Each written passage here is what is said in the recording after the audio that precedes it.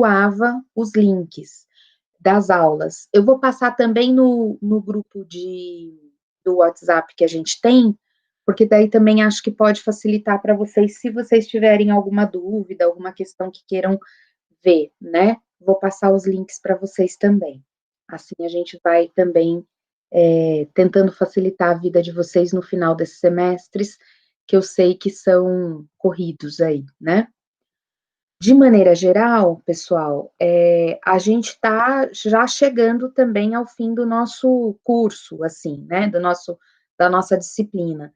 A gente tem, contando com a aula que vem, que eu já falei para vocês, né, que a gente vai acabar atrasando, né, então a aula do dia 21 a gente não vai ter, a gente vai ter 28,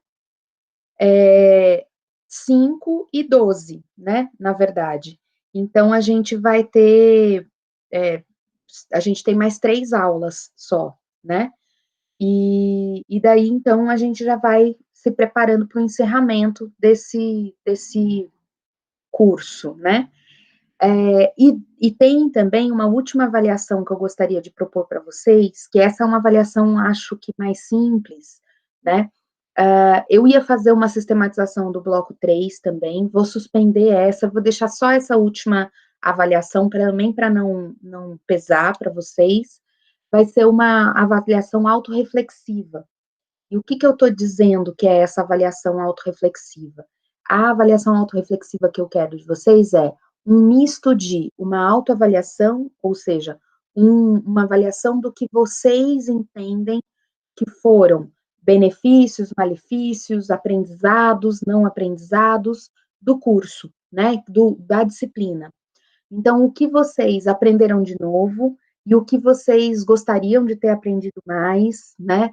O que assuntos, por exemplo, que vocês nunca tiveram contato e coisas que para vocês ficaram marcadas tanto no aspecto positivo quanto negativo, enfim, vocês se sintam livres para fazer críticas, né? Desde que sejam críticas pertinentes e construtivas, né? Mas não fiquem achando que eu vou fazer uma leitura pessoal ou personalizada dessas questões. Então, por exemplo, eu tenho críticas a esse curso no sentido, da gente não estar conseguindo fazer presencialmente, de algumas discussões terem ficado superficiais, né, no meio e que poderiam ter sido um pouco mais aprofundadas, enfim, mas também tenho, enfim, algumas coisas boas, né, que eu acabei, enfim, conseguindo entrar em contato com vocês, mesmo durante essa pandemia, e não sei se vocês tiveram alguns aprendizados. Então, é um balanço, né, um texto que eu queria que vocês fizessem um balanço desses aprendizados, se é que houve algum, né, desses esforços mútuos que a gente teve para estar aqui, né, nos sábados, e dos limites que foram colocados. Eu vou fazer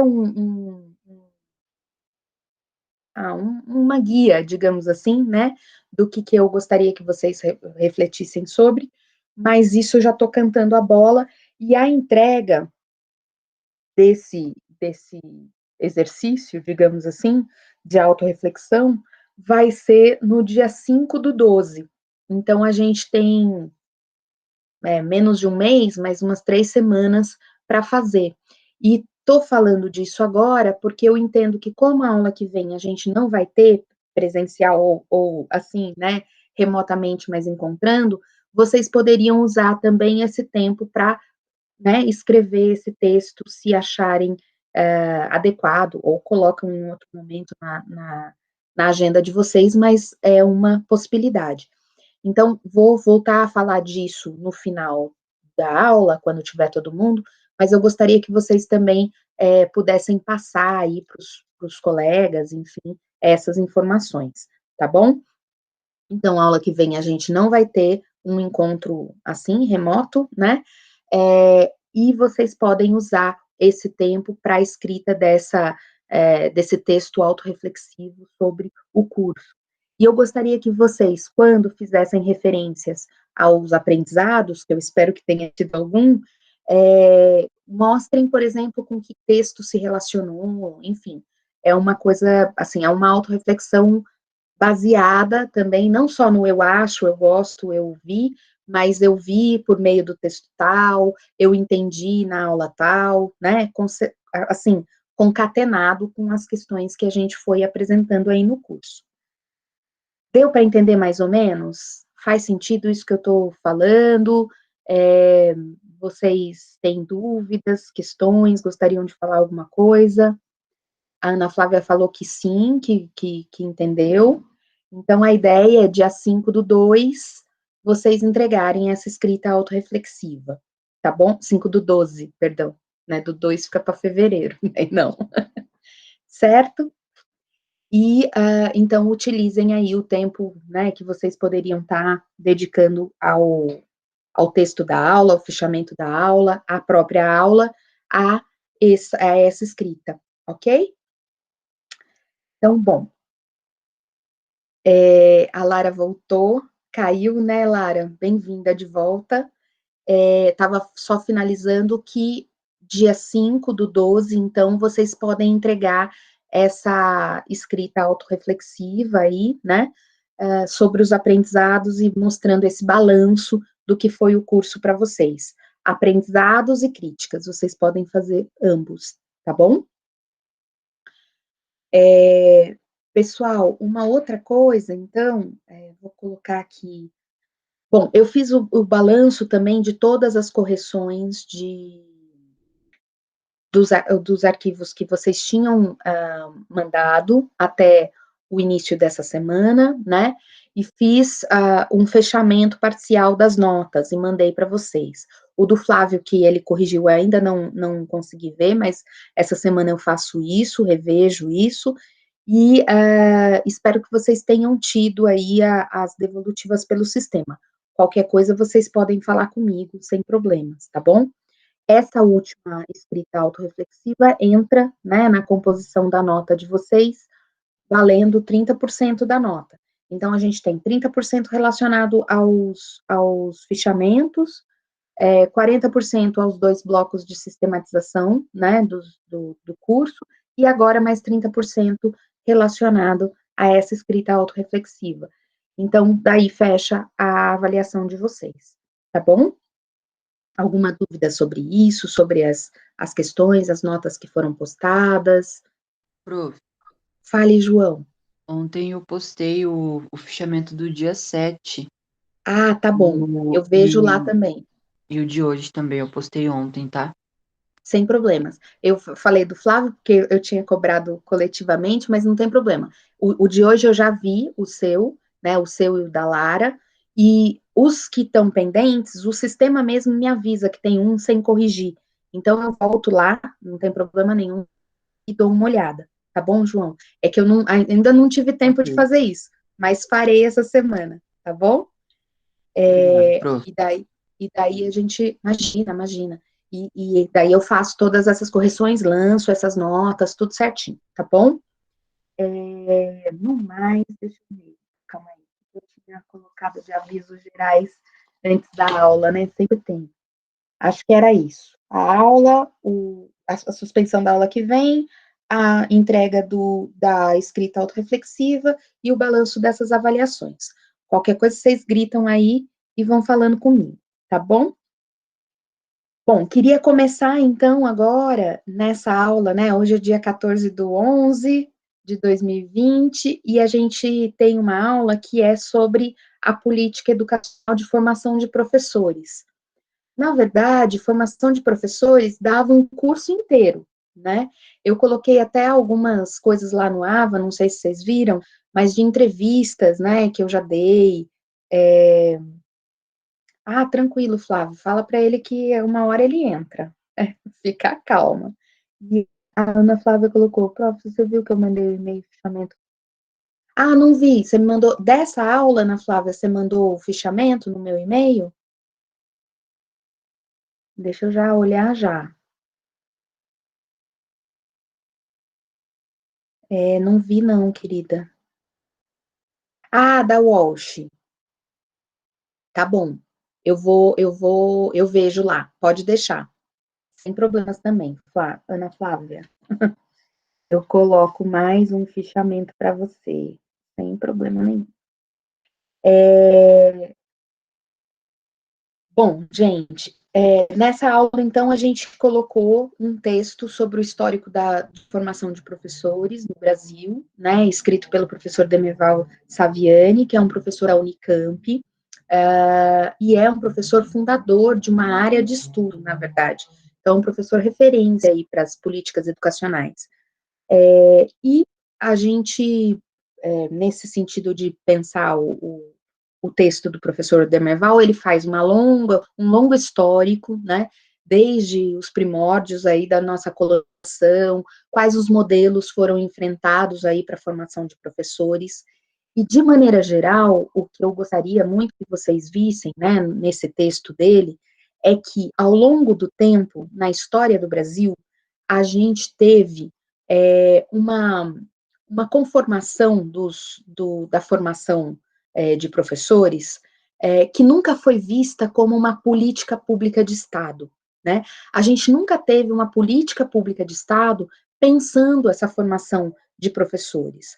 No momento inicial, a gente teve, como ele fala, né, ensaios, e esse momento inicial que ele está traçando é 1827, 1890, ou seja, ainda, né, no século XIX, a gente tem algumas leis que começam a organizar um estudo dos professores, principalmente professores que iam estar relacionados à formação das primeiras letras, né, da alfabetização das pessoas. Então, esse é uma primeira ideia, né, do Estado Nacional e de legislações pensando formação de professores. Mas pensando esses professores que hoje a gente vai chamar de pedagogos, né? Um segundo momento que vai de 1890 até a década de 30, né, a gente passa a estabelecer uma expansão dessas escolas normais, né, ou seja, escolas que formavam esses professores alfabetizadores, esses professores das primeiras letras, né, e também das primeiras contas, né, a gente pode falar. Então, esses professores iniciais aí, dessa história, desse primeiro momento, eram os professores que iam fazer a iniciação, né, dos jovens, e ensinar a ler, escrever e as primeiras contas, operações básicas, né, soma, subtração, alguma coisa de multiplicação e alguma coisa de divisão. Essas são os professores, né, formados por essas escolas normais, né, muitas vezes os cursos, né, chamados de curso normal também, né. Então, a gente tem esse começo, né, de formação docente aí, né, até a década de 30 do século passado, 1930. Quando a gente chega na década de 30, a gente tem uma reestruturação da política brasileira, muito encabeçada, né, por um grande intelectual da educação, que eu acho que vocês podem já ter ouvido falar, que chama Anísio Teixeira. O Anísio Teixeira vai ser ministro, né, e ele vai reformular a política educacional de formação de professores no Brasil.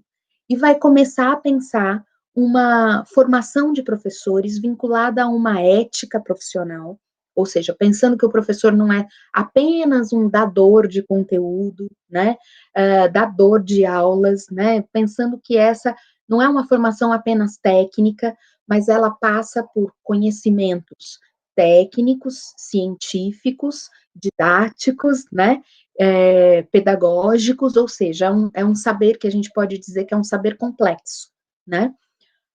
Isso começa ali na década de 30 e ele faz também uma reformulação nas escolas, né, e pensa um outro modelo de escola, né. Então, a década de 30 no Brasil, né, nos anos que a gente vai falar que são da era Vargas, né, enfim, começam a ser marcados por essas mudanças, né. E posterior, né, a 39, até a década de 71, né, até 1971, a gente tem a implementação nos cursos das faculdades e etc., um curso que é o curso de pedagogia, ou seja, pensando que existe uma demanda específica, né, para a formação de professores. Formar professores não é uma coisa simples, né, formar professores não é qualquer coisa. Então, a criação do curso de pedagogia nas universidades é parte, né, dessa reformulação que marca dos anos 30 aos anos 70, né? E daí, posterior aos anos 70, nos anos 70, né, a gente vai ver que vão ter habilitações específicas, né, para o magistério. Ainda convive, nesses tempos, uma coisa que eu acho que boa parte de vocês ainda deve ter conhecido. Professores que eram formados para esses anos iniciais, tanto educação infantil como primeiro, segundo, terceiro e quarto e quinto ano, hoje, né? Naquela época eram 4 anos só do ensino fundamental, ou, como era chamado, primeiro grau, né? Então, não sei se vocês já estudaram tudo em ensino fundamental, ou se alguns de vocês pegaram essa denominação de primeiro e segundo grau, né? O ensino fundamental era composto por primeiro e segundo grau. Nesse momento, a gente tinha ainda que, nesse primeiro grau, os professores poderiam não ter uma formação universitária, eles podiam ter uma formação técnica, formados no magistério. O magistério era um ensino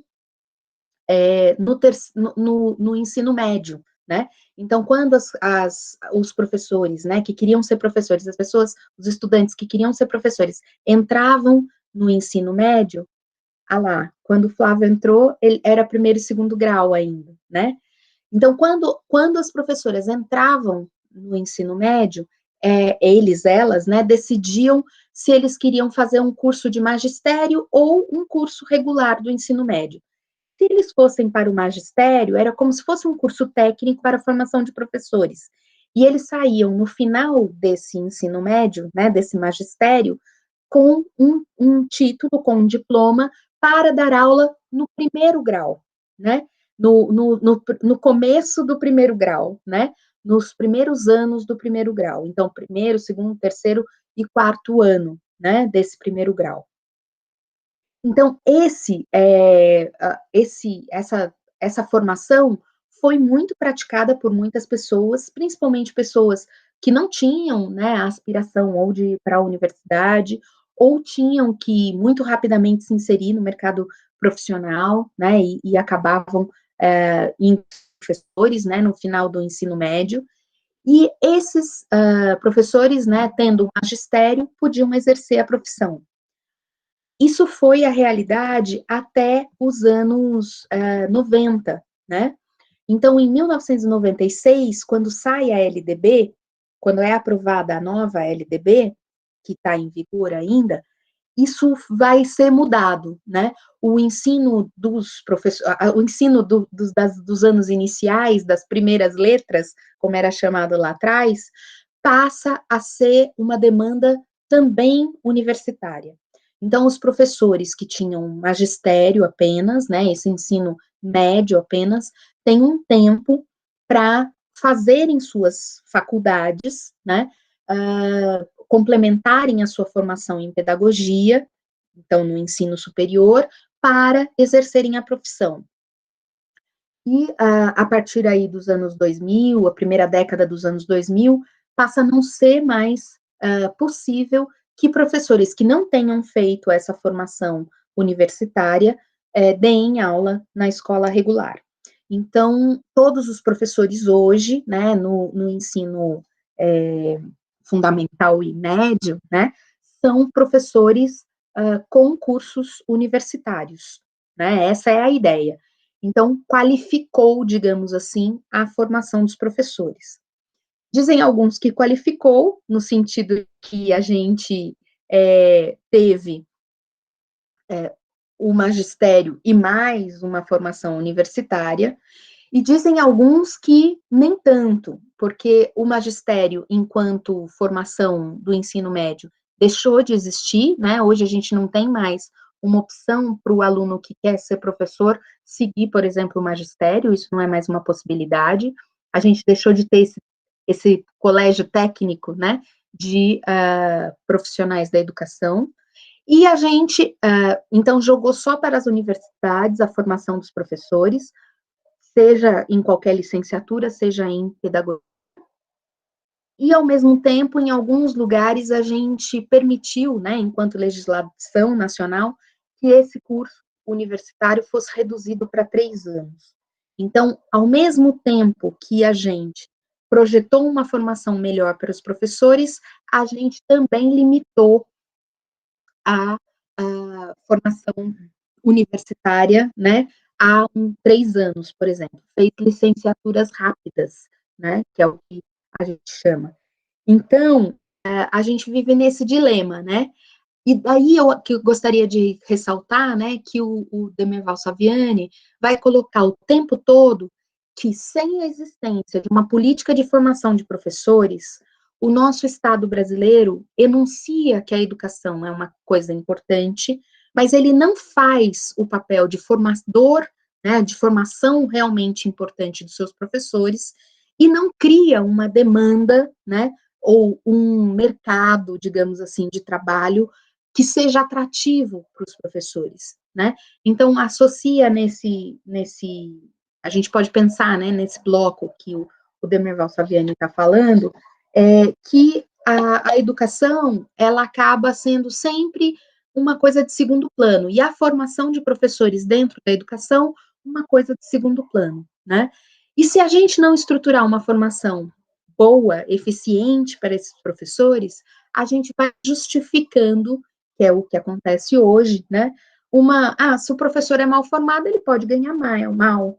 Se o professor é mal formado, a gente tem que continuar formando o professor ao longo do tempo, isso custa dinheiro, e, portanto, eu não preciso pagar um bom salário, eu não preciso dar boas condições de trabalho, eu vou chamando pessoas que muitas vezes não têm uma aptidão para a educação ou para a formação, né, de outros seres humanos, enfim, e vou preenchendo isso com quem sobra um pouco. E fica uma visão, muitas vezes, de que eu já ouvi essa frase várias vezes, né, em relação a mim, em relação a outros professores, que quem sabe faz e quem não sabe ensina, né? Ou seja, que a docência é uma profissão de segundo plano, de segundo escalão, segunda mão, né? Quem sabe faria outra coisa. E muito pelo contrário, né? Depois, ao longo do texto, o professor, o Saviani vai falando, né? O quanto complexa é a formação de um professor. Porque não só o conhecimento específico da área ele precisa ter, quanto um conhecimento de como transmitir esse conhecimento, como fazer acessível esse conhecimento, como produzir novos conhecimentos a partir desse conhecimento científico, mas na realidade escolar.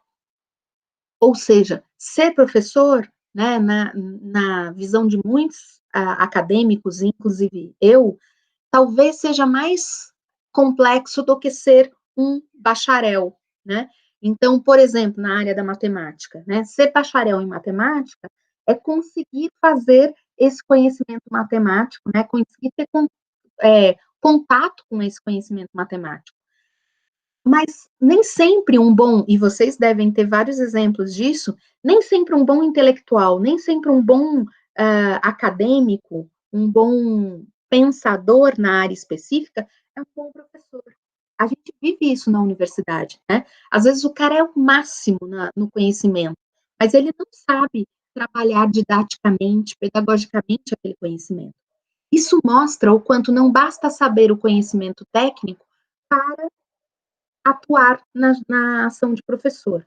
Mas se isso já é complexo dentro da universidade, já é difícil, né, dentro da universidade, imagine para um aluno, né, do ensino fundamental, dos primeiros passos ali, eu tenho um cara que sabe tudo de matemática, tem todo o conhecimento específico, científico, mas não sabe trabalhar com os alunos, né, não sabe compor aquele conhecimento na realidade escolar, na realidade daqueles alunos. ou seja, dificilmente ele será um bom professor, mesmo tendo todo o conhecimento específico.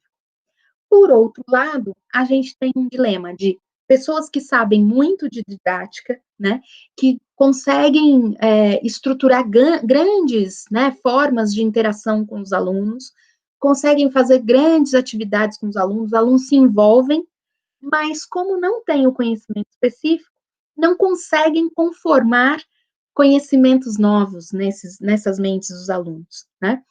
Então, a gente tem uma dualidade na formação dos professores que, ao longo dessa história, só foi sendo reforçada. Porque, por um lado, ao longo da história, desde o século XIX até, né, recentemente, até a década de 90, a gente teve uma cisão. O magistério, a escola normal, os professores são formados em questões didáticas, né? Então, os professores iniciais, por exemplo, né, dessas séries iniciais, eles têm que saber didática, mas eles não têm que saber, por exemplo, matemática. Eles não têm que saber história, eles não têm que saber filosofia, eles não têm que conhecer a área específica do conhecimento. Eles, com didática, conseguem fazer os conhecimentos deles acontecerem, né? Isso era uma concepção de educação que hoje não é mais suportável, né? Hoje não é mais prática dentre nós. Mas os resquícios, né, as heranças desse sistema continuam na cabeça da gente, né, continuam aí na formação de vocês. Então, eu aposto que vocês já ouviram muitos professores de vocês falando, né, isso é coisa de pedagogo, ou os pedagogos falando assim, isso é porque você não estudou didática, então você não sabe fazer isso. De modo que ainda hoje a universidade trabalha com esses modelos estanques, né? Que ou você tem o conhecimento didático, ou você tem o conhecimento específico da área. E isso é marcado nas nossas formações, né? Você tem o bacharelado, muitas vezes a gente entra no bacharelado e depois opta por uma dupla habilitação, sendo também licenciado, né? E isso é um problema, né? Assim, muitas vezes o licenciando, ele não é um cara que tem uma aptidão para ser professor, ele nem queria, mas ele está lá. Ou, às vezes, é a única opção dentro da universidade, né? Eu só tenho licenciatura em matemática, licenciatura em história, ou em filosofia, e daí a pessoa acaba tendo que fazer um pouco daquelas disciplinas, porque é a única forma dele se formar na área que ele tem interesse, né? Mas ele gostaria mesmo de fazer o bacharelado só, né? Ele não quer ser professor. Então, tem muito um discurso, não sei, entre vocês, né? Eu já fiz essa pergunta para vocês, sei que alguns de vocês querem ser professores, mas muitos dos colegas de vocês, mesmo fazendo licenciatura em matemática, aposto que falam, né? Eu estou fazendo licenciatura, mas eu não queria ser professor. Eu queria ser outras coisas, né?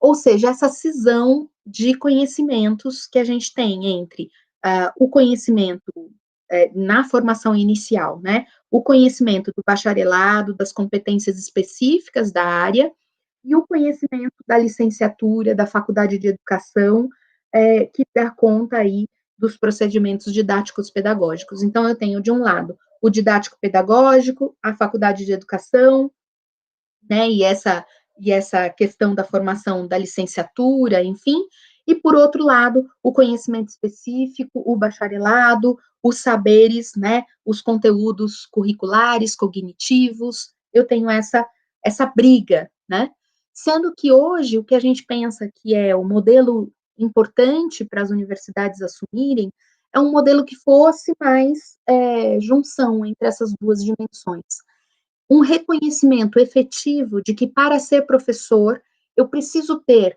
a complexidade do conhecimento, de saber o cognitivo, o curricular, ter o conhecimento específico da área que eu vou atuar, mas também ter o conhecimento didático-pedagógico. Não dá para a gente separar essas duas dimensões. A atuação como professor exige de nós o conhecimento destas duas áreas. Então, não dá para ser um bom professor não sabendo sobre o que eu estou ensinando. E não dá para ser um bom professor sem saber como ensinar, né? Sem pensar na aprendizagem do aluno, pensando de forma só transmissiva um conjunto de conteúdos curriculares, um conjunto de conteúdos específicos, né, que pensam uma ação mais cognitiva. Não dá. Não seremos bons professores só transmitindo uma série de conteúdos específicos, né, cognitivos e conteudistas e curriculares. Temos que ter uma apropriação da didática, temos que ter uma apropriação das questões pedagógicas, né? Isso é um consenso hoje, né? Tanto na legislação quanto nas formações, mas a gente ainda continua tendo que superar essas dicotomias na universidade e na formação depois. Então, também tem muitos professores que vão falar assim, professores já, né, formados, que estão dando aula na rede, etc., que vão falar assim, então, eu aprendi mesmo a dar aula só na prática docente, só quando eu vim para a sala de aula, né? E daí eu esqueci tudo que eu aprendi na universidade, ou tudo que eu aprendi na universidade não serviu para a minha prática. E dessa fala, a gente pode tirar duas reflexões. Essa universidade formou de forma estanque e enfatizou mais um conhecimento do que outro, né? Isso acontece. 2, esse aluno não compreendeu a função complexa, né, dele, como ter articulador desses dois conhecimentos, né? E 3, esse professor continua, né, esse aluno que passou, mas que hoje é professor, continua com uma ideia, né, e reforçada de que a sua prática, reproduzindo práticas que ele teve, né, anteriormente, de outros professores, etc., é mais eficiente do que o conteúdo acumulado, né, pedagógico e tal, com que ele teve acesso, né, na universidade, e que aquilo não serviu para nada.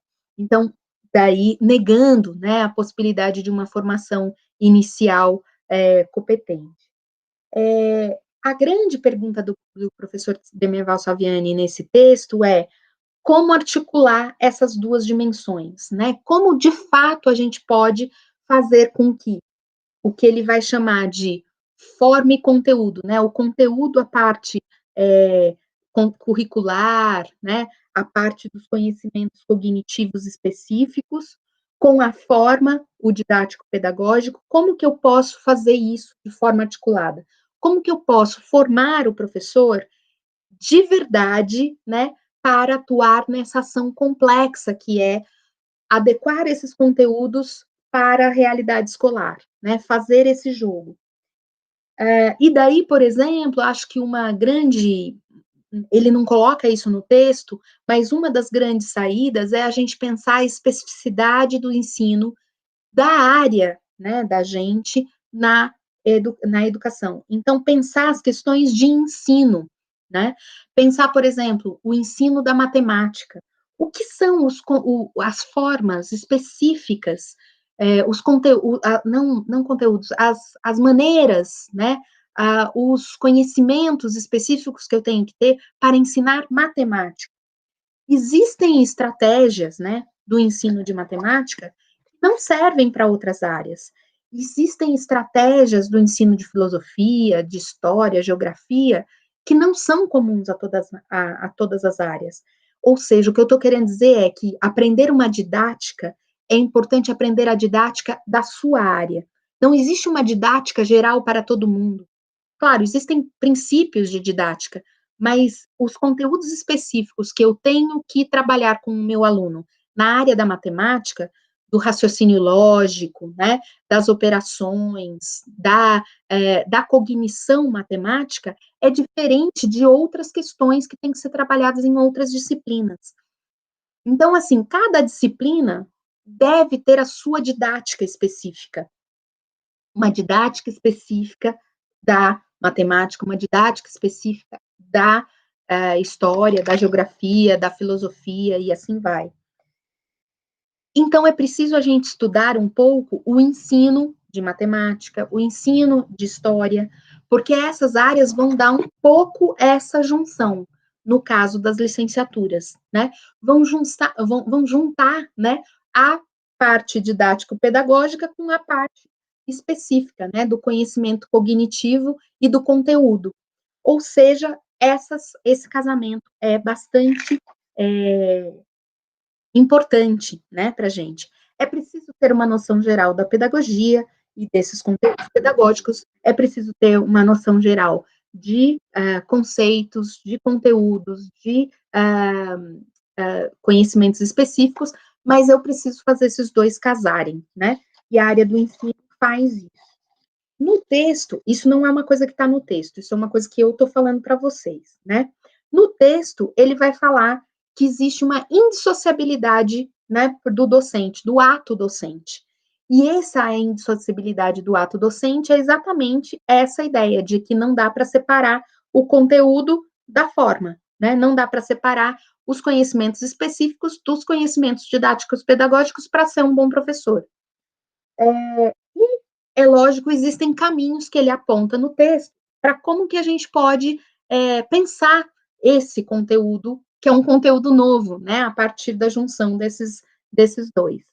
E ele vai falar, por exemplo, que uma estratégia é pensar e estudar os livros didáticos. Os livros didáticos, eles ajudam a gente pensar o conteúdo específico da área e uma forma, né, já pensada de transmissão, assimilação e produção de novos conhecimentos no universo escolar. Dizer isso é dizer que nem todo conhecimento científico acumulado na sua formação do bacharelado vai permitir que você atue da mesma forma, ensine da mesma forma na escola, né?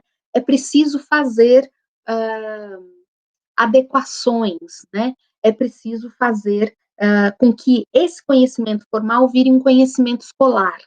O conhecimento da academia é diferente do conhecimento escolar, né? Não necessariamente o conhecimento escolar é menor ou mais fácil, mas evidentemente ele será um conhecimento didatizado, pedagogizado, porque senão as crianças não entenderão o que a gente está falando, né? Até porque formamos pessoas no ensino fundamental e médio que não seguirão necessariamente a nossa área de formação, né? Então, eu, ao longo do tempo de professora, né, eu formei muitas pessoas que não se tornaram historiadores e não tinham interesse por história.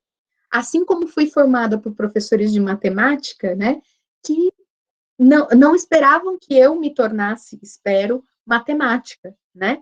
Porque não é essa a minha aptidão, o meu maior envolvimento e etc. Então, é preciso fazer essa adequação, né? É preciso ter um código para fazer uma tradução desse conhecimento para esse conhecimento, produzir um novo, né?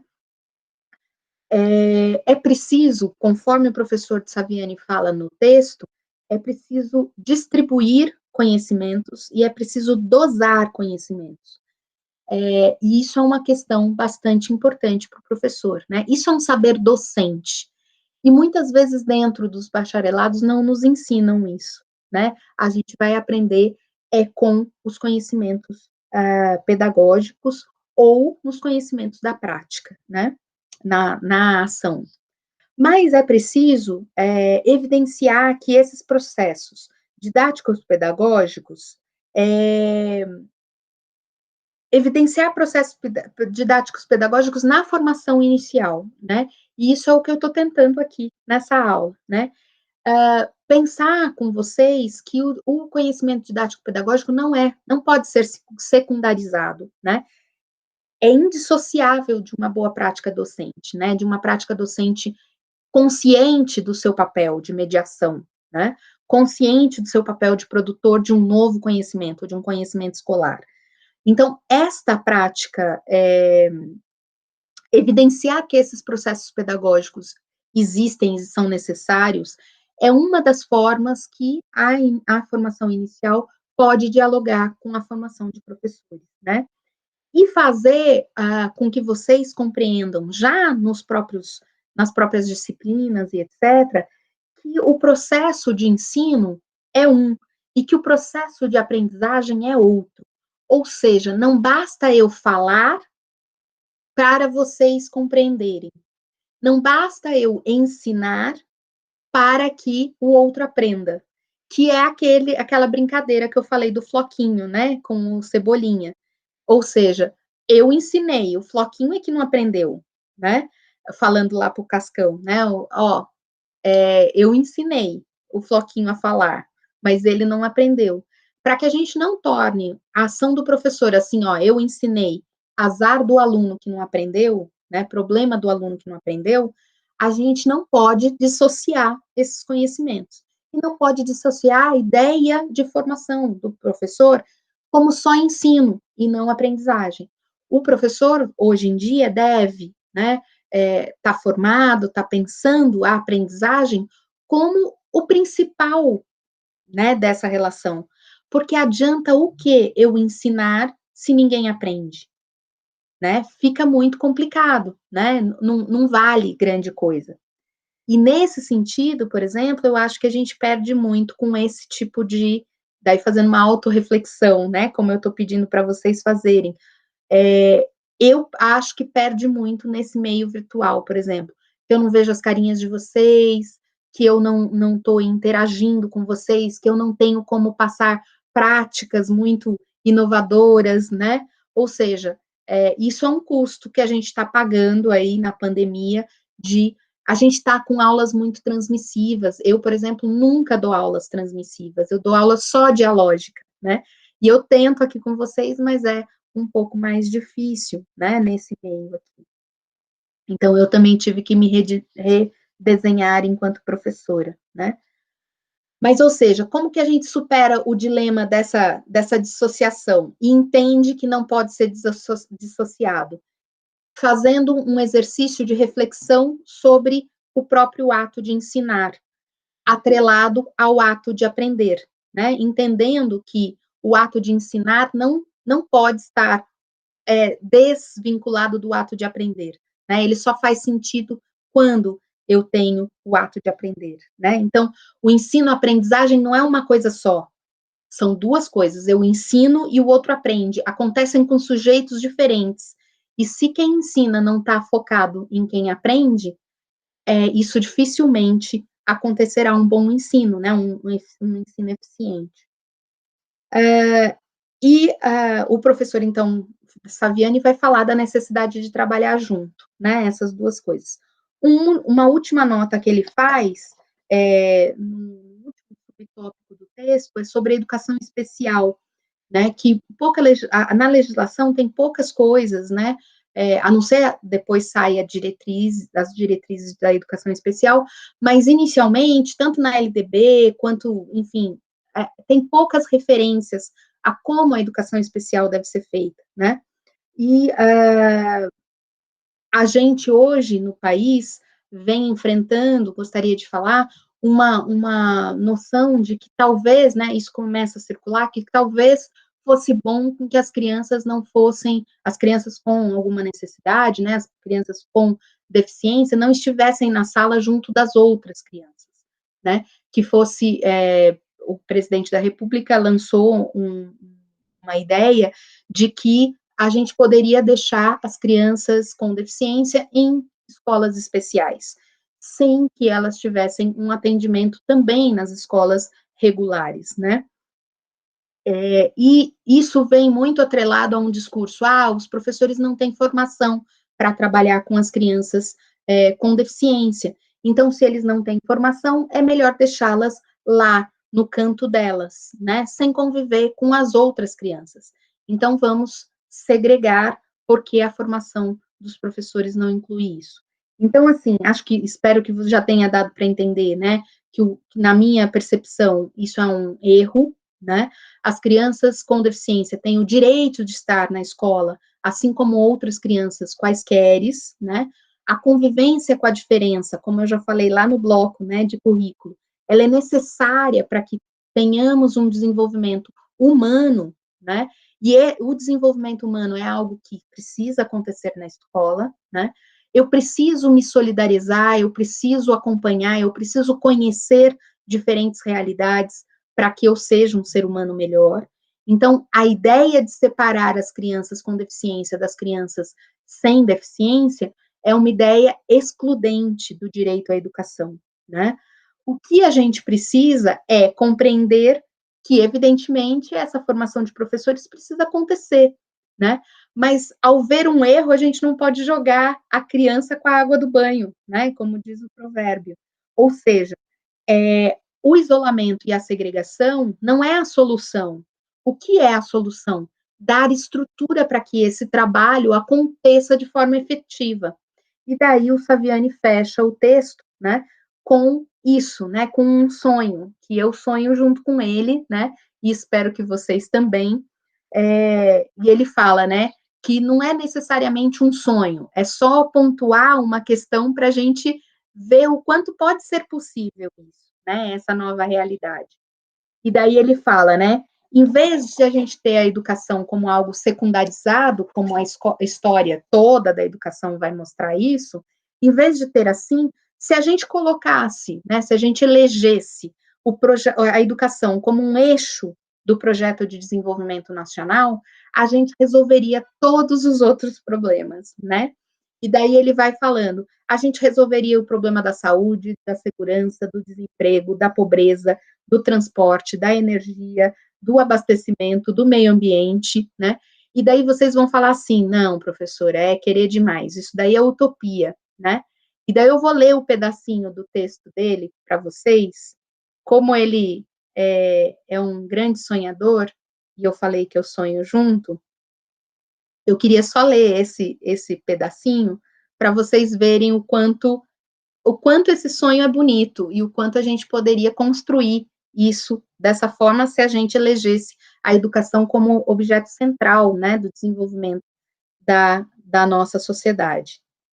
Ele fala, né,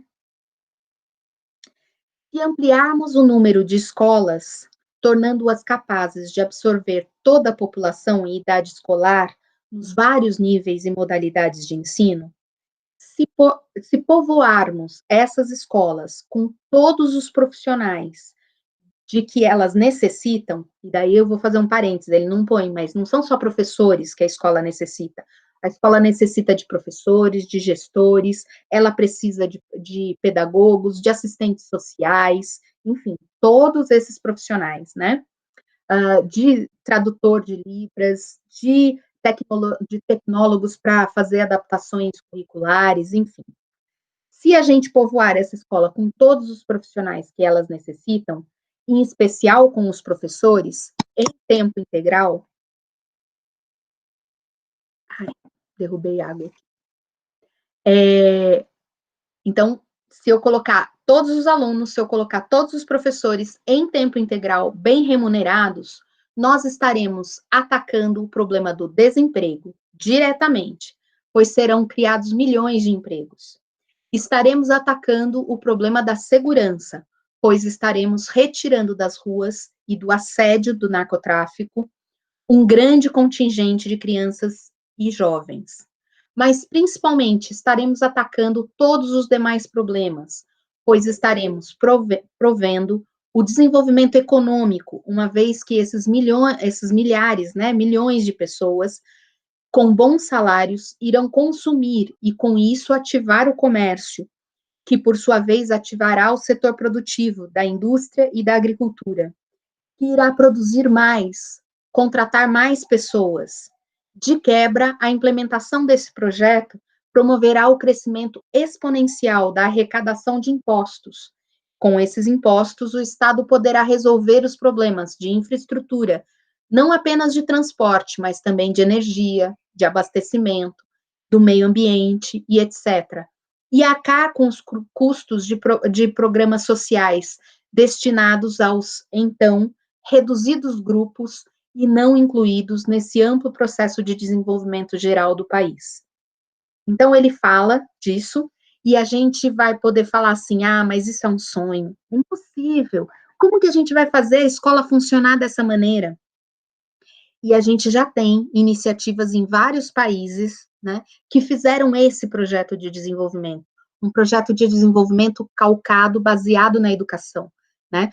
Países como Coreia do Sul, países como Finlândia, países como o Canadá, né, que fizeram o projeto de desenvolvimento nacional um projeto educativo, né? E, portanto, promoveram, né, em diferentes modelos, e inclusive em modelos bastante capitalistas, né, a inserção dessas crianças e dos professores num outro patamar. Mas daí ele conclui, né? Ele fala assim: a gente não faz isso por quê? Porque a gente é hipócrita, porque a gente é cínico, né? A gente fala que valoriza a educação, a gente fala que gosta da educação, mas verdadeiramente a gente não quer mudar nada do que está aí colocado, né? A gente não questiona esse modelo que está aí colocado. Bom, essa é um pouco a apresentação do texto que eu queria fazer para vocês, que eu acho que trata de questões fundamentais aí para nossa formação enquanto licenciandos, né? Vocês enquanto licenciandos, e eu queria um pouco conversar com vocês, né, sobre essas questões, ou seja, pensar como que vocês veem a formação de vocês, mais vinculada ao conhecimento técnico, qual é o papel que o conhecimento pedagógico e didático tem dentro da formação de vocês? Qual é o projeto de valorização de educação que vocês pensam ser possível? E aí, queridos, falem comigo um pouquinho.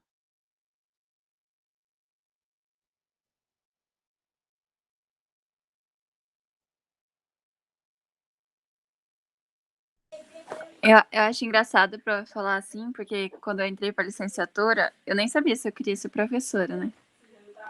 E aí depois de um tempo, eu comecei a estudar metodologia, tudo isso que tem que envolver dentro de sala de aula, contato pedagógico, essas coisas. Eu falei assim, gente do céu, tem muito mais coisa dentro de uma sala de aula do que eu imaginava. Aí, primeiramente eu pensei assim, bom, não vai ser fácil, não. Tipo, eu pensei que ia estudar matemática ia ser mais simples. A parte, para mim, da matemática, pelo menos, eu acho que é a menos cansativa. Aí eu falei assim, agora eu tô ferrado. Aí eu comecei a estudar, mas eu comecei a gostar. É interessante, porque você, quando não sabe dessas coisas, você acha que o saber do conhecimento específico é a única coisa mais importante para você saber ensinar. Aí, quando você tem o saber de ensinar, né, envolve todas essas metodologias que a gente tem hoje em dia para realmente ter um ensino, uma aprendizagem efetiva, aí a gente fica pensando, nossa, é muita coisa, né? Mas aí a gente vai se encaixando em cada metodologia, tipo, eu vou criar essa, ou vou criar aquela. E também em sala de aula também a gente vai vendo, essa funciona melhor nessa sala, essa funciona melhor em outra. E eu acho Exato, porque interessante essa construção. não é objetivo, né? Não. E é a parte mais difícil, né? Porque a maioria das coisas é subjetiva. Se fosse objetivo, ia ser bem mais fácil. Mas não é. E eu fico pensando o quanto para vocês que têm um conhecimento objetivo, né, exato para ser ensinado, né, enfrentar essas questões subjetivas, elas deixam mais complexo ainda, né, porque daí você tem que lidar com as duas vertentes, né, as duas dimensões aí. Mas eu acho que isso é uma questão que a gente tem que aprender muito cedo, sabe, Ana e Lara, aí. Se a gente vai mexer com gente, se a gente vai trabalhar com pessoas, é impossível ser objetivo, porque as pessoas, elas são sujeitos, e sujeitos não têm objetividade, porque o que tem objetividade são os objetos. Sujeitos têm subjetividades. E se a gente vai trabalhar com gente, a gente obrigatoriamente vai ser subjetivo. E mais que isso, nós mesmos somos subjetivos, né? Nós mesmos temos as nossas subjetividades, porque somos sujeitos também, né? E isso não precisa ser algo, é uma coisa ruim. Isso é parte do que somos. Agora, numa sociedade que objetifica as pessoas, né? Muitas vezes a gente vê essas coisas subjetivas como só complicação, só dificuldade, né? Como disse a Ana aí, só exaustão, né? Mas a gente pode pensar como possibilidades, né? Ou seja, que é um pouco aquele texto do Tomás Tadeu que eu passei para vocês, né? Ver a diferença não como limite, como forma de hierarquizar, como um ser melhor que o outro, mas ver a diferença como parte do que nos constitui. O mesmo exercício para a subjetividade, né? Ver a subjetividade não como algo que vai colocar em xeque os ensinamentos da matemática, mas ver que a matemática ela é parte, né, que compõe os saberes da humanidade, e que a humanidade é subjetiva, né? Não tem outro jeito. Agora, entender que o ser professor é um saber mais difícil do que ser bacharel e atuar no bacharelado, ou ser, né, assim, atuar só com um, porque tem que fazer a junção, é um conhecimento que a gente, como futuro professor, né, vocês como futuros professores, devem ter, né? Não achar que é uma coisa mais fácil, não reproduzir como eu falei, né, que já ouvi, quem sabe faz, quem não sabe ensina. Ensinar é muito mais difícil do que fazer em algumas escalas, né? Então, a gente precisa saber fazer e ensinar, né? E isso é muito, muito complexo. O que mais, gente? Gostaria de ouvi-los mais. Prof, Oi, querido. eu observo que na faculdade muitos professores e muitas pessoas, eles possuem do conhecimento, eles possuem de títulos e possuem, sabe, de cargos muito importantes. E assim, a maioria das vezes, eu não sei se é porque essas pessoas já estão cansadas, não sei, mas não demonstram esse tipo de conhecimento, entende? Eu já tive professores que têm doutorado e não sei o quê, e nisso e naquilo da educação, e que pelo nome que você leu a descrição da pessoa, você fala, nossa, essa pessoa deve ser uma pessoa muito inteligente, muito boa para explicar, deve ser um professor muito bom. E na verdade não é, porque a pessoa possui desses títulos, mas a pessoa não sei se não consegue aplicar, se está cansada, não sei o que acontece, mas não faz do uso disso, não faz do uso da parte da didática, né? E quando eu entrei na faculdade, eu não tinha muito essa noção de didática, da didática do professor e o quão importante era essa didática do professor. Eu só fui começar a ter noção quando eu comecei a ter as matérias de didática, né? Que eu tive fundamentos da didática, políticas educacionais, agora, práticas de ensino. E quanto mais eu vou tendo essas matérias, mais eu vou vendo a importância delas para minha formação. E mais eu vou vendo o quanto eu posso relacionar isso com o que eu posso ensinar. Então, assim, se no começo da faculdade eu entrei não sabendo nada, hoje eu posso dizer que com certeza, pelo menos eu sei um pouco da didática e o que passar. E eu tento fazer essas coisas. Eu tenho uma irmã mais nova, uma irmã e um irmão mais novo. E eles estão no sexto, no sétimo ano, algo assim. Acho que no oitavo ano. E eles vêm me pedir ajuda, né, na escola, normal. Aí eu penso, né? Eu penso em fazer o que eu sei fazer. Só que daí eu paro e reflito. Mas e o que eu aprendi ali? Aí eu tento aplicar o que eu aprendi. Só que daí eu vejo que o que eu aprendi não foi passado para eles. Então eu tenho que adaptar o que eu vou explicar para eles entenderem. Por exemplo, uma coisa que eu falava muito era, passa para o outro lado, não sei o que, não sei o que, não sei o que. Aí agora eu tento falar assim, a gente diminui das duas parcelas para dar esse resultado. Só que eu fui fazer isso com a minha irmã e minha irmã falou, como assim diminui das duas parcelas? Aí eu, tá, ok. Você faz assim. Você sabe fazer isso aqui? Passar para outro lado, não sei o quê. Ela, isso eu sei. Então, quando você passa para o outro lado, e comecei a explicar para ela, né? Aí ela Uhum, entendeu. E ela falou, nossa, mas eu prefiro do outro jeito. Eu falei, não tem problema. Então, assim, eu fui vendo que para cada pessoa é uma didática diferente. O meu outro irmão, por exemplo, isso já não funciona. Eu tenho que explicar para ele o que está acontecendo, o que ele fez, o que ele vai fazer. Ou eu tenho que tentar fazer ligações com outros conteúdos. E eu percebi também que que existem deficiências em outros conteúdos, sabe? Por exemplo, tem conteúdos que eles precisam saber para resolver determinado exercício, eles não sabem. E eu não sei se é ruim tentar aplicar essas coisas que a gente aprende em didática com pessoas próximas da gente, mas com isso eu fui percebendo que apenas o conteúdo em si, ele é importante, sim, você tem que saber o conteúdo Sim. para você poder repassar, para você poder ensinar. Mas só ele não é tudo na vida. Porque você pode muito bem ter vários títulos e ser um péssimo professor.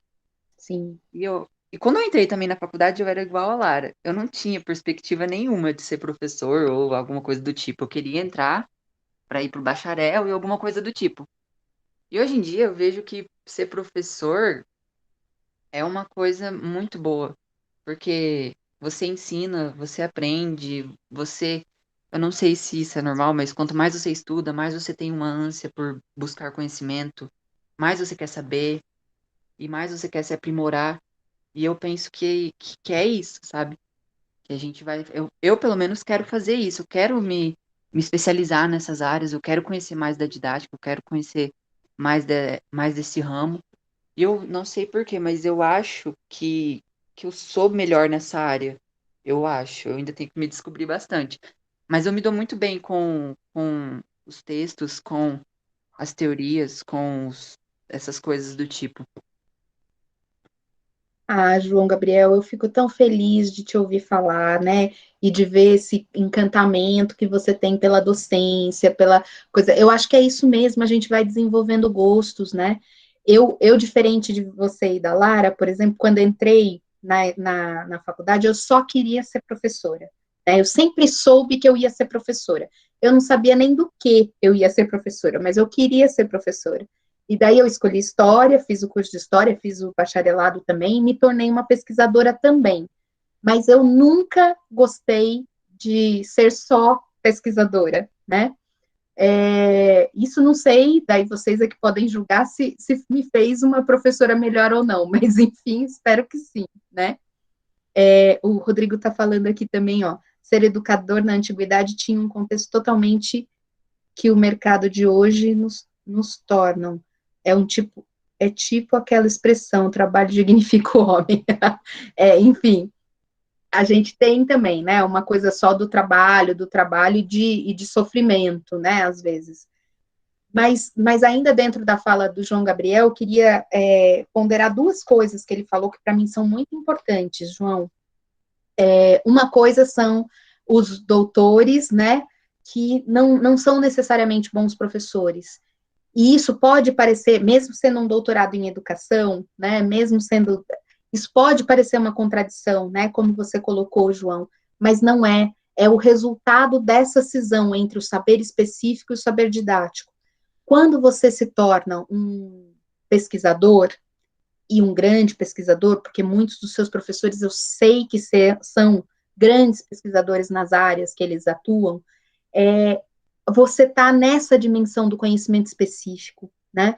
Você está se aprofundando na teoria, aprofundando os seus estudos nessa área, né? Então, é possível ser um mestre, um doutor em educação, sem ter uma didática sobre aquele conhecimento. E não estou dizendo que todos são assim, mas eu estou dizendo que o que parece ser uma contradição inicialmente, não é. Porque quando eu faço mestrado, doutorado, pós-graduação, livre docência, eu estou me especializando, eu estou nessa dimensão do conhecimento. E hoje, não sei se é o caso dos professores que você está falando e tal, mas é muito comum, né, em algumas universidades, professores universitários que se formaram como professores universitários, né, e se dedicaram à questão da pesquisa desde muito cedo, e que nunca foram para uma sala de aula. Então, são excelentes pesquisadores, são excelentes bacharéis, mas eles não têm a didática. Então, eles fizeram mestrado, doutorado e etc., e se focaram tanto nessa formação do conhecimento específico que não sabem dar aula mesmo, nunca passaram, né, pela sala de aula, não se formaram dentro desta nova concepção que eu falo, né, dessa indissociabilidade, e eles separam, né, muitas vezes. Então, pode parecer uma contradição, uma pessoa ter um doutorado em educação e não saber dar aula, mas é que a educação também é uma área de conhecimento específico, né? Então, não sei se faz sentido isso que eu estou falando, João, mas pense nisso, né? Que talvez esses professores é o resultado dessa separação. Fale, Faz Cleide. muito sentido, prof. Eu não sei, eu deixo isso me afetar muito porque eu fico muito triste quando eu estou muito empolgado com uma matéria e não é do jeito que eu esperava. Eu tenho que até melhorar isso em mim, porque eu tenho muita quebra de expectativa com coisas simples. Mas tem professores que eu vejo que tem vários títulos, eu falo, nossa, esse professor, espero que ele arrase. E não é muito assim, né? Tem professor que eu achava que era muito bom e, por exemplo, esse semestre eu tô me decepcionando demais porque deixaram a gente na mão, sabe? Não estão não estão fazendo o papel deles como professor direito. E tem professores que eu vejo os exemplos, eu fico, meu Deus do céu, eu quero ser esse professor aqui, eu quero ser desse jeito, eu quero ser daí para melhor. Que E é coisa boa, muito. né? Quando a gente tem um exemplo positivo, num sentido inspirador, né, João? Sim, ali no IMA a gente tem muitos professores assim. E conforme vai passando o tempo, você vai vendo os professores que não são tão assim, né? Eu gosto muito dos professores e tudo mais, tenho amizade com todos, mas eu acho que se eles começassem a aplicar todo esse conhecimento que eles têm, eu acho que seria muito melhor. A minha professora de Fundamentos da Didática, ela tinha feito as pesquisas dela, né, e tal, e ela falava da pesquisa, ela dava aula e ela tentava mostrar pra gente o que ela fez na pesquisa. Você via que ela estava apaixonada por aquilo, sabe? Você via que ela estava ali dando tudo dela, ela estava mostrando. E você via também que ela tinha conhecimentos matemáticos, que ela era muito inteligente. Só que daí, né, tem outros que têm aulas e, sabe, não flui a aula. É uma aula tradicional, ou às vezes nem é uma aula. E eu não sei se é normal, mas eu fico muito chateado com isso. Eu levo como exemplo os que eu não quero fazer. Eu penso, eu não quero ser esse tipo de professor. Eu falo, eu quero ter títulos, realmente. Quem não quer, né, ser um doutor, por exemplo. Mas eu quero ser um doutor que pesquisou aquilo e que aplicou e que faz uma aula boa, sabe? Eu quero ser o professor que os meus alunos saiam da sala e falam, nossa, o professor João Gabriel é muito bom. Gente, o professor João Gabriel tem uma didática muito boa. E se vierem críticas, se chegarem em mim e falarem, olha, professor, eu achei isso, aquilo, eu vou estar aberto para críticas também, porque a gente tem que mudar. Não é porque a gente fez, né, todo esse tipo de coisa, títulos e tudo mais, que nós temos todos os conhecimentos possíveis. Não, eu posso sempre melhorar, né? E eu penso assim, uma coisa que eu acho boa dessas aulas remotas também é que elas podem ficar gravadas, né? A gente pode assistir e eu tô salvando todos os textos que a senhora manda, porque eu penso que um dia no futuro eu posso usar. Então eu penso, posso usar, né? Às vezes eu posso querer pesquisar, às vezes eu posso querer, não sei, me especializar na área, às vezes eu posso precisar ler esses textos novamente para entender um pouco melhor o conceito da sala de aula. Não, mas acho que isso é fundamental, viu, João? Eu, por muito tempo, agora não mais, porque já faz muito tempo que eu me formei, né? E boa parte dos livros que me interessavam e tal, eu fui comprando também.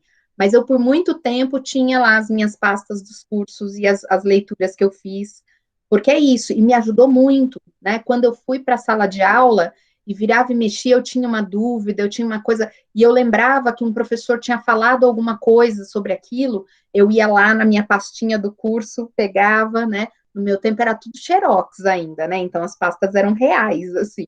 Então a gente pegava, olhava isso e foi me ajudando. E daí ao longo do tempo eu fui comprando alguns livros, né? Como vocês podem ver, eu tenho alguns livros, eu tô aqui, tem outra biblioteca, tem outra ali na frente, então tem bastante livro, porque a gente vai conformando, né, esses conhecimentos e tendo mais próximo da gente o que interessa, né? Isso é muito, muito bacana. Eu acho que todo professor tem que ter um acervo de livros e de coisas que nos ajudem, né, na ação docente. Mas outra coisa que você falou também, João Gabriel, que você pontuou, alguns professores, eu quero ser como alguns, né? Isso a gente vai ter ao longo da vida, professores que são exemplos, professores que não marcam, né? Então, esses professores que são exemplos, alguns acadêmicos vão falar de professores marcantes, né? Positivamente, alguns professores que não nos marcam, e alguns professores que nos marcam profundamente, negativamente, né? E fazem esse exemplo que você falou, eu não quero ser como ele. Eu tive um professor que foi muito importante para mim, foi um professor de física. Eu era uma aluna mediana em física, não era uma aluna excelente, né? Mas no terceiro ano do ensino médio, eu falei para ele que eu queria prestar o exame numa universidade grande, né? Que eu ia fazer a Universidade de São Paulo. E daí ele virou para mim e falou assim: você, na Universidade de São Paulo, não vai passar. E ele sabia da minha vida só da física, né? Ele não sabia o resto da minha vida. Mas ele já virou para mim e já falou assim: você não tem chance, né? Numa universidade como essa. E daí, às vezes, até hoje eu tenho vontade de encontrá-lo para falar que não só eu passei, quanto eu fiz o mestrado, o doutorado, o pós-doc, tudo na Universidade de São Paulo, né? Então, assim, ou seja, quem é ele para ter o direito de falar alguma coisa sobre o que eu posso ou não fazer como desejo de vida e etc. Eu acho que o papel de qualquer professor é falar: você pode, você vai, você tem que tentar, né? O céu é o limite, você tem que tentar, tem que se esforçar. Tem muitas coisas que podem dificultar a sua vida, ok, mas você falar para um aluno que pode ou não, né? Não dá, né? E nesse sentido, essa formação inicial que você fala, né? Eu entrei, e a Lara também, né, falou, eu entrei de um jeito e agora eu estou pensando de outra forma, né? Esse impacto que a formação universitária tem na vida de vocês, eu fico muito feliz de ouvir vocês falando disso.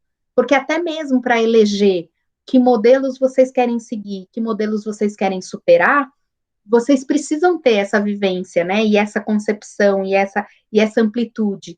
Então, esse é o papel da formação inicial, né? Esse é o papel problematizador de uma formação universitária que vocês estão tendo. Que bom que vocês estão tendo, que bom que vocês estão tendo numa boa universidade, e que mesmo nessa universidade, tendo professores melhores e professores piores num sentido didático, vocês também têm a chance, né, de ter contato, inclusive com modelos, né, a serem seguidos e outros não, né, e mais que isso, entenderem que na universidade já tem um custo e um impacto um professor que não tem uma estratégia mais didática. Imaginem na educação básica. Ou seja, vocês que estão querendo se formar na área desse professor, né? Então, digamos, eu tenho um bacharel em matemática, uma cabeçona, né? Assim, um cara muito sabido, dando aula sobre o que ele sabe muito, mas aquela aula não flui, digamos assim. Imagine você chegar, mesmo sabendo muito, na educação básica, para um menino que não tem, né, um menino ou uma menina, enfim, que não tem nenhuma pretensão de fazer matemática, odeia matemática, ou odeia qualquer uma das matérias que você está ensinando. Qual é o seu papel? Bater de frente com esse aluno? Ficar falando para as paredes? Né? Ou tentar uma forma de mediar e produção mesmo desse conhecimento? Né? Ou seja, para estar na sala de aula com esta formação inicial que você tem, né, já é uma grande mudança. E daí eu queria também falar com vocês, assim, tem um discurso muito comum, cada vez mais comum na nossa sociedade, que é falar: os professores são mal formados, os professores não dão conta da sua atuação, né? E eu queria dizer para vocês que eu me oponho, né, profundamente a esse conhecimento, a esse jargão, a essa verdade que é instituída aí, né? Eu acho que os professores, eles são bem informados, né? Eles sabem muito, mas a sua tarefa é muito complexa, né? Como a Ana Flávia falou, né? É exaustivo você lidar com tantos conhecimentos diferentes. A tarefa do professor é muito difícil. Ser professor é uma tarefa muito difícil, né? Ou seja, não é uma questão de a gente superar uma questão ou escolher um campo, né? O campo da educação mexe com a subjetividade, com muitos, né? Você não está trabalhando com um aluno só, você entra numa sala de aula, você tem 30, 40 alunos, né? 30, 40 realidades diferentes, e isso vai estabelecendo dificuldades muitas, né, para a gente. Além dessa dificuldade relacional, eu tenho a dificuldade de relação entre saberes. Ou seja, ser professor é uma atividade complexa e não tem limite para essa formação. Porque a cada vez que você entra numa sala, como a Lara bem colocou, eu tenho que estabelecer um tipo de relação. Cada sala é uma sala, cada aluno é um aluno. Ou seja, não é que o professor é mal formado, é que a tarefa dele é muito difícil mesmo. Então a gente tem que não falar assim, olha, você precisa de uma formaçãozinha aqui, um complementozinho ali para fazer bem a sua tarefa. Não é essa a questão, né? Quando eu desvalorizo a formação do professor, eu estou, de alguma forma, também tecnificando e desvalorizando a própria docência e permitindo que ela seja mal paga, permitindo que ela seja assim, mal remunerada, né? Tenha salários ruins, permitindo que ela tenha condições de trabalhos precárias. Então, eu dou uma escola que por exemplo, agora na pandemia, tem uma questão básica. Eu ponho 30, 40 alunos dentro de uma sala de aula. Como que eu vou dar distanciamento entre os alunos? Eu não tenho condição física nas escolas para estabelecer um distanciamento. Ou seja, essas escolas estão tão superlotadas, né? Os professores têm que entrar com em contato com tantas realidades. Isso é condição de trabalho. Essas escolas não têm psicólogo, não têm assistente social, não têm. E daí, hoje em dia, pelo menos no estado de São Paulo, que é onde eu estou nesse momento, para vocês terem ideia, todas as merendeiras do estado de São Paulo foram dispensadas, porque era um contrato de trabalho. Então, eu não tenho nem merenda para voltar para a escola, né? Ou seja, uma série de coisas. Então, não tem condição de trabalho, não tem um bom salário, não tem um plano de carreira. Em muitos estados e muitos municípios, a gente não tem planos de carreira para o professor. Ou seja, o professor entra numa situação e eles permanecem na situação ao longo da vida inteira. Isso é insano, né? Nenhuma profissão faz com que o seu começo e o seu fim seja igual, né? É preciso valorizar o professor e o tempo que ele está em sala de aula, né? A jornada de trabalho, né, também é uma outra questão que a gente tem que pensar, né? Quanto tempo de trabalho esse professor tem? Fale, João, e enquanto isso vou lendo aqui, que eu vi que eu tenho uma mensagem do Rodrigo que eu não li, e a da Ana Flávia. Fale. Eu estava lendo o que o Rodrigo falou, eu não sei se eu estou errado, mas isso que ele disse tem a ver com o processo de mercantilização da educação, porque tem vários professores que não visam mais buscar o conhecimento, né? Com esses títulos de doutorado, mestrado, pós-graduação. A maioria dos professores de hoje em dia visam o lucro, né? Visam se profissionalizar mais para ter mais, para se colocar melhor, assim, financeiramente e para conseguir, né? Eu acho que é isso, para conseguir, né, ser bem de vida. Porque você não, eu não sei se alguém pensa assim, mas vou me formar para ser professor, acabou por aqui, vou continuar dando aula e é isso. Ou eu tô errado? Eu não Então, sei. João, tem várias coisas na sua colocação que eu acho que precisam ser levadas em conta. Eu não acho que é um erro o professor querer uma vida melhor para ele. Eu não acho que é um erro ele querer um salário melhor. De Não, verdade, não mesmo, porque tem que, né, buscar sempre crescer. não é? Então, por exemplo, quando a gente coloca assim, o professor que está buscando a formação está querendo um salário melhor, eu não acho que isso seja ruim. Eu acho que isso é parte do jogo e é parte positiva. Ele está procurando uma formação melhor, né? O que eu acho que faz uma mercantilização da educação, na verdade, não passa pelo que o professor está tentando enquanto carreira, né, fazer ou até mudar. Às vezes é uma desvalorização tal da docência, do chão da sala de aula, como a gente brinca, né, como a gente fala, que passa por uma formação melhor tirá-lo da escola. Então, isso é uma coisa perigosa, porque como eu tenho uma realidade que é muito dura na escola, de salas superlotadas, de questões socioeconômicas terríveis, de condições de trabalho que não são ideais, de salário muito ruim, etc., na primeira chance que esse professor tem, ele sai da sala de aula, ele vai para outro lugar. Isso é um complicador, porque daí poucos bons professores, bem informados e etc., ficam ali. Alguns vão para a gestão, alguns vão para a coordenação, alguns vão para secretarias. A gente vê esse movimento, né? E daí, muitas vezes, quem fica na sala de aula são os professores mais acomodados, né, por um lado, ou professores que realmente gostam daquela prática, né?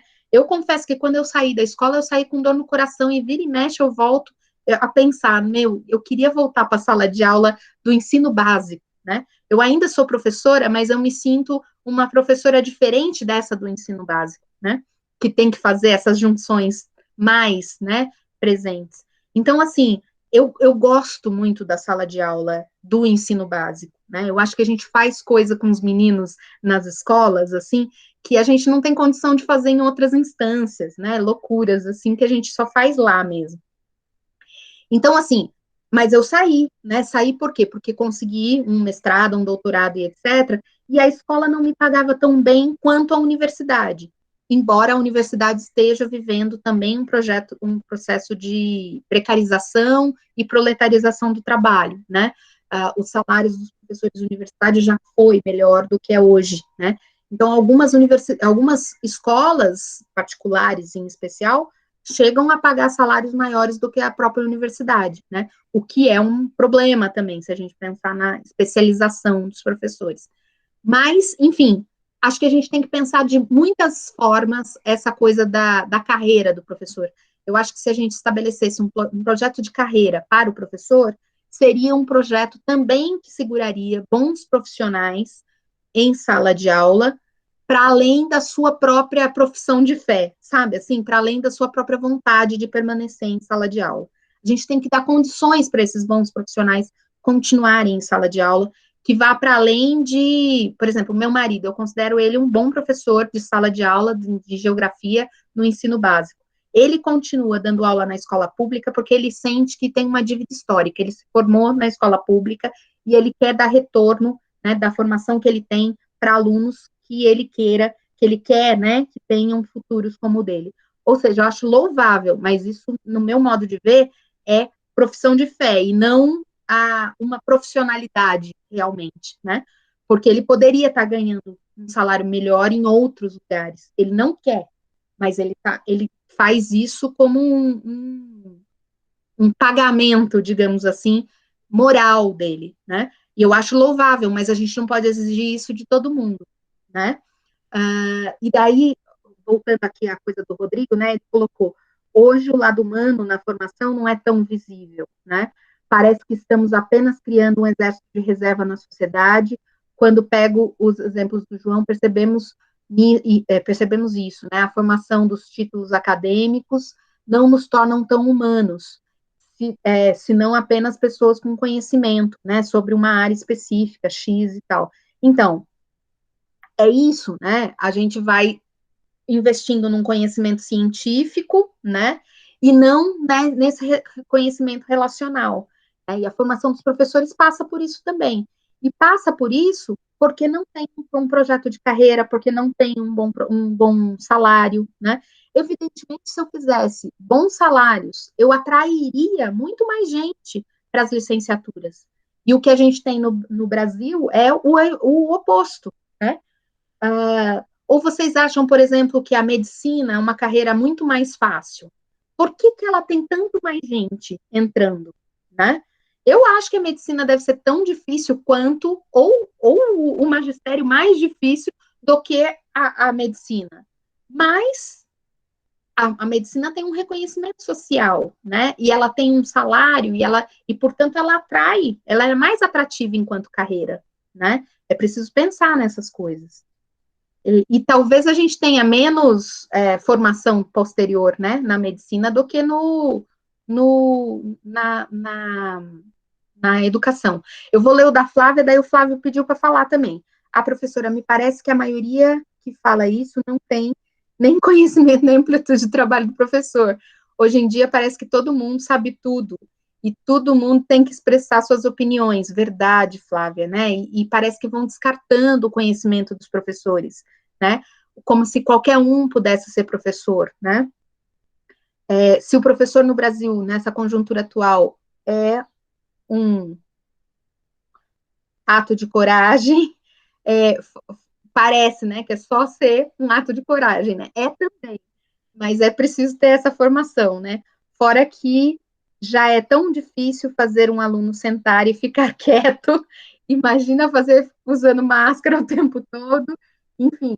E daí essa é uma outra concepção, viu, Flávia? Eu sempre tive grandes problemas, porque as minhas salas nunca ficaram quietas, mas isso não quer dizer que nunca aprenderam, né? Eram salas sempre muito barulhentas, isso não quer dizer nada, só quer dizer que as pessoas estão em comunicação. E estar em comunicação pode ser uma coisa positiva, né?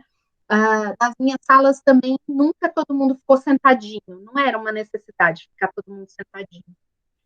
Flávio fala, e depois o Rodrigo falou do Japão, né? Que é a ideia do imperador que se curva, né? Ou seja, formado por todos, né? Flávio, fale aí pra gente, por favor. Professora, quando eu falei, a senhora já falou um monte de coisas que era o meu pensamento, então agora reformular no sentido de que eu tenho não é medo, é cautela de falar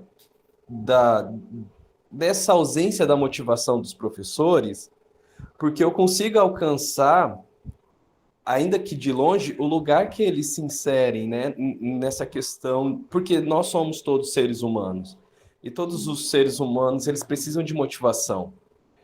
Eu entendo que muitos professores iniciam a carreira como a gente está pretendendo iniciar. E aí, ao longo dessa carreira, eles vão entendendo, não vão tendo motivações para se manter animado como no começo, né? É isso que eu queria dizer. Eu acho que é bem complicado. Eu sei que se você se propõe a um cargo e aí você é contratado para esse cargo, você fez um contrato de prestação de serviço, né? E tudo bem a gente cobrar que o professor preste esse serviço. Mas a gente tem que entender, igual a senhora falou na questão tem a subjetividade também, né? Ele não é um robô que você ligou na tomada e a partir daí ele vai dar aquela aula que você espera que ele dê, porque existe uma programação para aula perfeita, e esse professor não foi o robô que deu a aula perfeita. Porque dentro desse professor tem a subjetividade, tem muitos problemas, e parece que a nossa sociedade é construída no sentido de desmoralizar a função do professor para talvez não criar uma sociedade pensante e aí meio que modificar a estrutura como está. Então compensa trazer essa pecha para o professor que eles são desmotivados, incompetentes, preguiçosos, para que ninguém queira se interessar em ser um professor ou para que quando o professor entre na sala de aula não dê atenção devida, né? Eu sei que sim, eu tô no primeiro ano de filosofia, eu fiz direito, e eu sei sim que tem professores que terminam a aula e a gente se sente, fala, puxa, poderia ter dado mais, sabe? O professor poderia ter ensinado, ele poderia ter se doado mais. Eu sei disso, né? E não estou querendo eximir a culpa desse professor. Ele foi contratado para prestar um serviço. Mas também me coloco no lugar dessa profissão do Brasil. Aonde que está a profissão do professor hoje no Brasil? Em que escala? Em que grau de importância que ela está? Então a gente sabe qual que é o grau de importância. Então ver esse profissional com esses olhos também, eu acho que é importante para a gente, quando chegar lá, talvez não tomar um susto muito grande, né? Isso. Perfeita a sua colocação, Flávio. É isso mesmo. Como que é possível esse profissional continuar sempre 100%, digamos assim, se todo o conjunto de coisas é para ele se diminuir, né? Eu fico pensando assim, para um cara que fez mestrado, doutorado, continua em sala de aula, enfim, nos estados, ganhando um salário de hora-aula, né? Sendo reduzido, né, por algumas questões e tal, fica difícil ser muito animado, né? Porque, enfim, tem conta para pagar. Outra coisa é entrar numa sala superlotada, é ver que a jornada dele, ele tem que trabalhar de manhã, de tarde, de noite, pagar as contas. Quem consegue estudar nessas condições, né? Ou seja, tem muitas coisas que fazem com que esse professor, mesmo bem formado, não dê boas aulas, né? E elas não passam só por um desinteresse, porque daí essa ideia, né, de culpabilizar o professor e responsabilizar o professor pela situação da educação é uma forma do próprio Estado e da própria sociedade brasileira não ver a sua responsabilidade nesse processo. Então, a culpa de alguém dar uma aula ruim é do professor. Não é dele ganhar pouco, dele ter poucas condições, dele não ter nenhuma motivação e etc. Né? Ou seja, isso é um problema, né? Isso é perverso em termos da questão da relação com os professores, né? Então, é preciso, como diz o Demerval Saviani, ter em mente que a gente tem que ter a formação, né, ter a educação como um projeto de desenvolvimento, e daí sim eu vou poder cobrar, porque esse professor vai ter as melhores condições do mundo para trabalhar, né? E daí, como que ele vai se desanimar, né? Na atual conjuntura, não tem como a gente culpabilizar apenas ou individualizar uma responsabilidade que é coletiva, né? De toda uma sociedade que não valoriza essa educação. Então, é muito importante essa fala que o Flávio fez, sim. Pessoal, o que mais? A gente chegou aqui no nosso limite da hora, mas se vocês quiserem fazer algum outro comentário, alguma coisa, fiquem à vontade. Estão satisfeitos? Querem o fim da aula? Pessoal, eu vou então aqui deixar de gravar, interromper a gravação